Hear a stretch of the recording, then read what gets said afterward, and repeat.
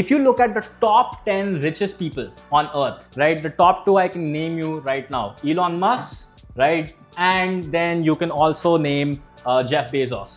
ठीक है, अब इंडिया के अंदर अगर आपको देखना हो who is the richest person, मोटा भाई अंबानी, राइट. सो अब हमारे पास यहाँ पे 3 ऑप्शन हैं. अब आप मेरे को एक कॉमन सेंस और एक लॉजिक लगा के बताओ, इन तीनों में क्या कॉमन है? What is one thing that all of them have in common? Something that not 99.9% of the world is following, something that they decide to follow. Well, you would learn the one thing that is common between these rich people and the finfluencers who are preaching you what to do is that they all have a business. Okay? So they all have a business. This means they have found out a group of individuals जिनकी एक problem थी, उस problem को इन लोगों ने solve किया, उनको एक सोल्यूशन दिया एंड एज अ रिजल्ट उसके पैसे चार्ज किए and this allowed them to take things to the next level. Okay, now doing this is a lot better than the other things. For example, let's suppose आपने एक property खरीद ली अपनी जिंदगी के सारे पैसे लगा के, राइट, एंड आपने कहा रोहन ये प्रॉपर्टी है and for god forbid some reason वो प्रॉपर्टी फॉर ABCD रीजन चली नहीं. शायद हो सकता है उस एरिया में बाढ़ आ गया. इनफैक्ट आई रिमेंबर यहाँ पे नीचे near our house there is this IAS institute जहाँ पे लिटरली मॉनसून के टाइम इतना ज़्यादा फ्लड्स आ गए थे, some people actually tragically passed away as well. And guess what happened to that property? उसकी कोई वैल्यू नहीं है because they had to be evacuated. Right, so the point of the matter is कि आपने इतने ज्यादा पैसे लगा दिए और अगर due to some tragic incident like this कुछ प्रॉपर्टी को हो गया, आप क्या करोगे? उस प्रॉपर्टी को जड़ से उखाड़ के कहीं और थोड़ी ना पिक करोगे. But on the other hand, if your business is not performing, you do have the ability to fix it, improve it and make it better so that you can earn a lot more money. Okay, so let's talk about this concept of business thoda. In fact, another example that I can think of is a very famous influencer जिनका आपने नाम सुना होगा, Flying Beast. उन्होंने बहुत time पहले एक property खरीदी थी which was for approximately 10 crore रुपए and due to some legalities अगले साल तक और within a period of time उनकी प्रॉपर्टी की जो वैल्यू थी वो ज़मीन फंस चुकी थी and he was not able to recover and he lost a lot of money as well. तो इसकी वजह से इतनी सारी लीगैलिटीज, इतनी सारी प्रॉब्लम्स हैं जो हर इंडिविजुअल को नहीं पता कि क्या होना चाहिए और कैसे होना चाहिए. That's why make sure what ever investment you make should be very appropriate. तो इस वजह से I prefer actually launching a business. Right now business is the best thing to actually do because think about this. Let's suppose आपका गोल है to make 5 lakh rupees a month, right? अब अगर आपको 5 lakh rupees a month कमाने हैं, let's suppose you are selling something for 50,000 rupees, right? आपको ये 5 लाख कमाने के लिए सिर्फ 10 customers चाहिए, okay? 10 customers and 10 customers पाने के लिए अगर आप let's suppose 50 से 100 calls करो, right? Then you are in a very good position to actually make this kind of money. Okay, and as a result आप अपना बिजनेस को एक्चुअली स्केल कर पाओगे. अब सवाल ये है रोहन, आपने 50,000 तो ऐसे ही बोल दिया. दुनिया में इतने टाइप के बिजनेसेस हैं, मेरे पास तो कोई एक्सपीरियंस भी नहीं है, मेरे पास तो शायद कोई नॉलेज भी नहीं है और मेरे पास इतना ज़्यादा पैसा भी नहीं है regarding how to actually get started. And online world में हर कोई मेरे को बोल रहा है ये बिजनेस स्टार्ट करो, बट मैं क्या स्टार्ट करूँ? Well the thing is, first cheese, offline business के बारे में तो सोचता भी मत. क्यों? क्योंकि उसके अंदर बहुत ज़्यादा raw material, fix cost, investments वगैरह रिक्वायर्ड है.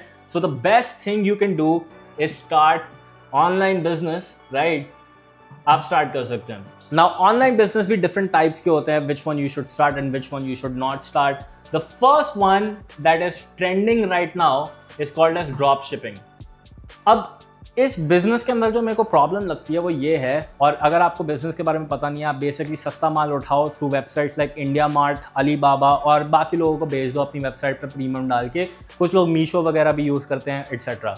बट मेरा आपसे सिर्फ एक सिंपल सवाल है, लोग आपको कितने स्टूपिड लगते हैं? आपको लगता है कि उनको पता नहीं चलेगा इंडिया मार्ट एग्जिस्ट करता है या मीशो एग्जिस्ट करता है? इवेंचुअली वो उनसे जाके खरीदने लग जाए, आपका बिजनेस तो ओवरनाइट चला जाएगा. फिर आप क्या करोगे? नए नए प्रोडक्ट्स ढूंढते रहोगे. And do you really think you are building some reputable brand when actually trying to do this business?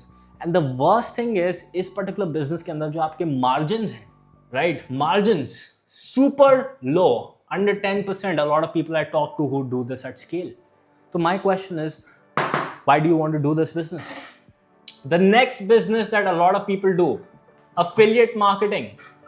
Again, simple problem again with this kind of business is अगर आप अभी जाओ और लेट सपोज किसी product को पकड़ो from Amazon या वगैरह और आप फिर जाके उसको एडवर्टाइज करने लग जाओ और फिर कस्टमर्स लाओ फॉर दैट पर्टिकुलर प्रोडक्ट, मेरा आपसे एक सिंपल सवाल है, आधी से ज़्यादा मेहनत तो आपने की है, राइट? और इस पूरी मेहनत करने के लिए, कस्टमर को लिटरली स्क्रैच से लाने के लिए आपको क्या मिल रहा है? सिर्फ 10%, 20%। उस पैसे का क्या करोगे आप? एंड मोस्ट इंपॉर्टेंटली, आप ये अफिलिएट मार्केटिंग करके अपनी ब्रांड बना रहे हो या दूसरे कंपनी की ब्रांड बना रहे हो, which will put you in the right position. Because for me personally, जैसा मैंने आपको बताया था, Jeff Bezos, Elon Musk, Mukesh Ambani, I also want to create something that is very well known rather than something जो बस मैं किसी और के प्रोडक्ट बेच के लिए पॉपुलर हो जाऊँ। So that's why no to these businesses, right? तीसरा बिजनेस जिसके हम बात कर सकते हैं, which is called as print on demand, right?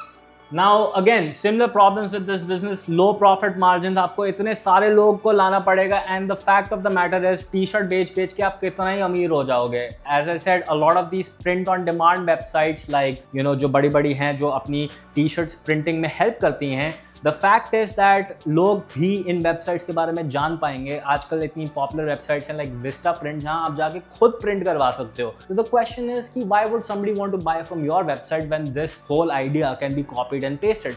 And think about this, अगर आपने लेट सपोज आज एक ब्रांड लॉन्च किया ऑफ टी शर्ट जहां प्रिंट करवा के ला रहे हो, कल को एक 16 साल का बच्चा जो कॉलेज में बैठा है, उसको क्या ऑब्स्टिकल्स आएंगे to actually start a similar type of business? They can also do the same thing, and as a result, what kind of competitive edge would you have, right? And then the final thing that I would like to tell you is starting a lower ticket course business.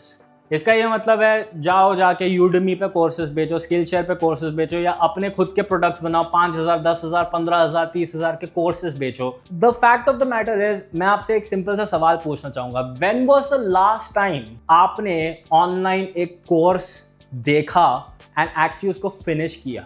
And I am not talking about those Covid days, मैं अभी की बात कर रहा हूँ, right? When was the last time you did that? And I have second question, let's suppose आपने वो course देख लिया, व्हाट वाज द लाइकलीहुड कि आपने वो कोर्स देखते ही सडनली सक्सेस आ गई आपकी जिंदगी में and you are like, wow, this crushed it. So similar problem with all these businesses is कि इन सब में margins बहुत कम होते हैं और आपको बहुत सारे units बेचने पड़ेंगे in order to make a lot of money, and then you will become a slave, and as a result आप कभी भी वो top 1% का part नहीं बन पाओगे, because I personally know a lot of these people who have done a lot of these things and still are not able to take things to the next level.